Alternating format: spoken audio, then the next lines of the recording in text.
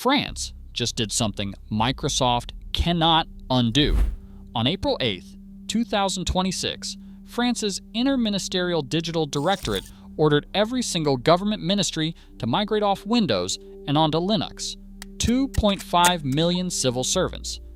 Every workstation by 2027. Bill Gates is reportedly furious. This is not a pilot. This is not a study.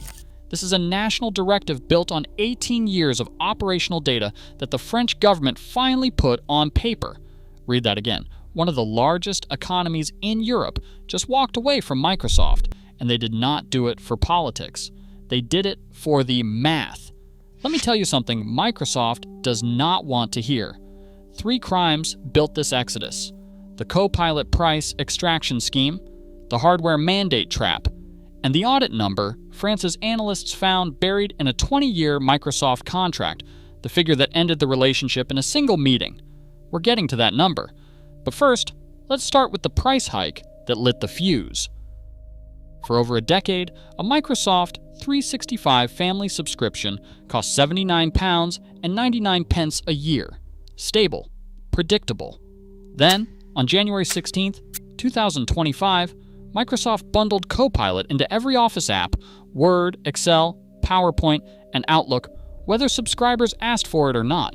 Within weeks, the price of Microsoft 365 Family in the UK jumped from £79.99 a year to £104.99 a year. That was a 31% hike. In Norway, subscribers reported overnight increases of 88%. Microsoft's justification, posted on its own community forums, was simple. The company said it had added AI. The customer would now pay for it, whether the customer wanted AI or not. Then, on December 5, 2025, Microsoft announced what enterprises had been bracing for. Effective July 1, 2026, list prices would rise across the entire commercial suite. Microsoft 365 E3 increased roughly 8.3%. E5 increased 5.3%. The F3 Frontline Worker SKU, which is what manufacturers and retailers buy by the hundreds of thousands, increased 25%. But the announcement buried something worse.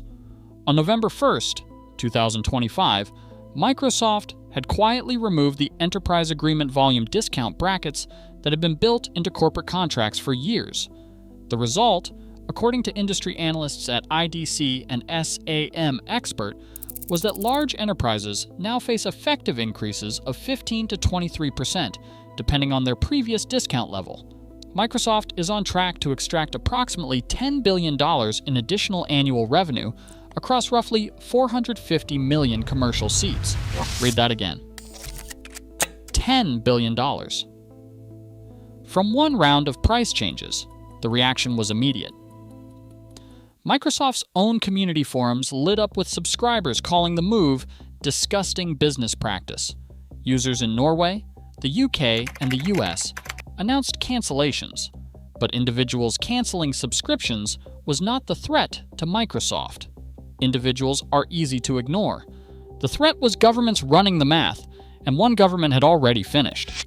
The real number, the one buried in a French audit report, the one that ended a Microsoft contract that had been on the books for nearly 2 decades, is the figure we are getting to in a moment, and it is worse than you think. For 2 decades, France ran on Windows. Government IT was a Microsoft default ecosystem from the Élysée Palace down to the smallest prefecture. Then on April 8, 2026, France's Interministerial Digital Directorate, known as DINUM, issued a directive that didn't just break that relationship, it ended it. Every government ministry was ordered to produce a plan by autumn 2026 to eliminate extra-European digital dependencies across 8 categories: workstations, operating systems, communication tools, antivirus software, AI platforms, databases, virtualization, and network equipment. The target: 2.5 million civil servants by 2027. The destination: Linux. Now here's what makes this directive impossible for Microsoft to spin. France isn't experimenting. France has been quietly running this experiment in plain sight for 18 years. Since 2008, the French Gendarmerie, the country's national police force, has been running its own Ubuntu-based Linux distribution called Ubuntu. Today, Ubuntu runs on over 100,000 Gendarmerie workstations across metropolitan France and overseas territories. And in February 2026, Dynam cited the Gendarmerie explicitly as the governance model for the entire civil service migration. Here's the part where most channels would stop. We're not stopping, because this is where the audit number comes in. The figure French government auditors found, buried in 18 years of operational data, is this.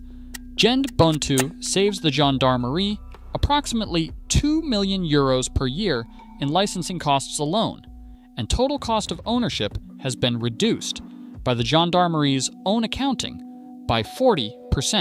40%.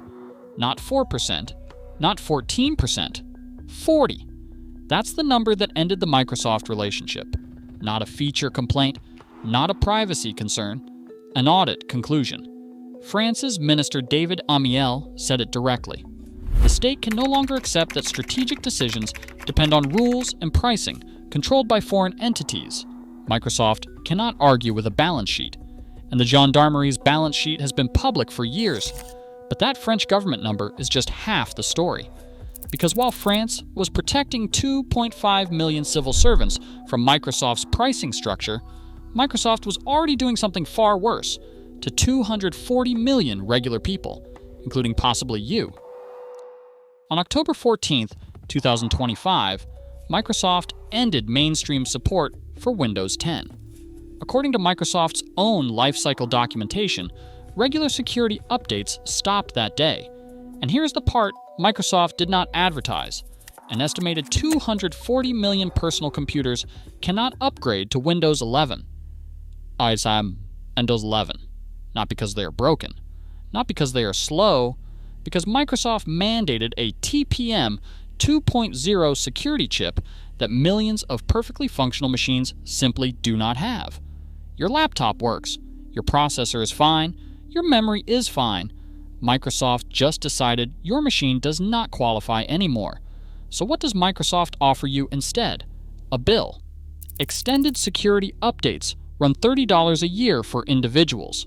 For businesses, the pricing escalates aggressively. $61 per device the first year, $122 the second year, $244 by the third year, according to a complaint filed in San Diego Superior Court. That complaint is Klein versus Microsoft, filed in August 2025 by California resident Lawrence Klein. The lawsuit alleges that Microsoft is engaged in forced obsolescence and that ending Windows 10 support is, in the plaintiff's own words, an attempt to monopolize the generative AI market. The complaint cites approximately 1.6 billion Windows devices worldwide and argues Microsoft is leveraging its operating system dominance to push users onto AI-capable hardware they did not ask for. This is not a theory. This is the subject of an active class action. Ordinary users are voting with their downloads. Zorin OS, a Linux distribution designed to look and feel like Windows, launched version 18 on October 24, 2025. That was 10 days after Windows 10 went out of support. In the first 5 weeks, Zorin recorded 1 million downloads. By January 2026, 2 million. By April 2026, 3.3 million. According to the Zorin developers, 78% of those downloads came from Windows machines. The shift is showing up in StatCounter too. Linux desktop market share crossed 5% in the United States for the first time in June 2025.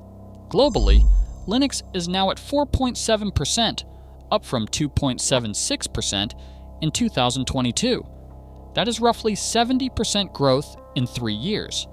Microsoft built a system that profits from your frustration. But the math. France's auditors used works on your computer too. So what does this mean for you? It means the Linux question is not a hobby project anymore. It is a budget decision. 3 steps.